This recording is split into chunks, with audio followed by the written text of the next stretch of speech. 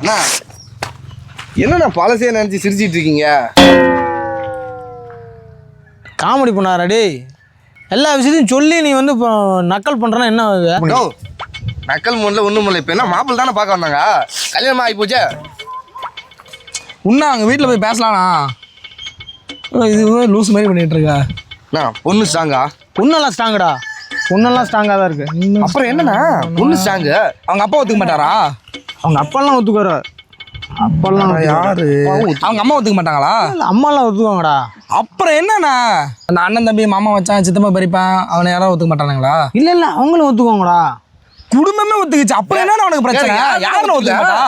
அந்த பொண்ணு ஒத்துக்கணும்ல. கேட்டதுக்கு பொண்ணு ஸ்ட்ராங்குன்னு சொன்னீங்க. ஆமாண்டா, அந்த பொண்ணு ஜிம்முக்கு போகுது, நல்ல பாடியெல்லாம் ஸ்ட்ராங்காக தான் வச்சுருக்கான். அந்த ஸ்ட்ராங்கை சொன்னேன்டா. நீ என்ன நினச்சா? எப்படியாச்சும் நீங்கள் தான் அந்த பொண்ணுகிட்ட போய் பேசி அண்ணா வந்து இந்த மாதிரி நல்லவருங்க, கல்யாணம் பண்ணிக்கங்க, நல்லா பார்த்துக்குவாரு அப்படின்னு நீங்கள் தாண்டா பேசி எப்படியாச்சும் கல்யாணம் பண்ணி வைக்கணும். கடைசி எனக்கு ஏதாச்சும் பண்ணுன்னு நினச்சிங்கன்னா அந்த பொண்ணை என்னோட சேர்த்து வைங்கடா. பண்ணுறேண்ணா.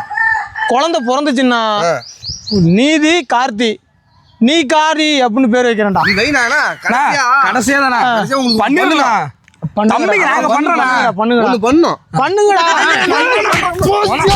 ஐயோ அம்மா, அப்பாடி எங்கள்கிட்ட உதவி கேட்டு வர மாட்டேன்.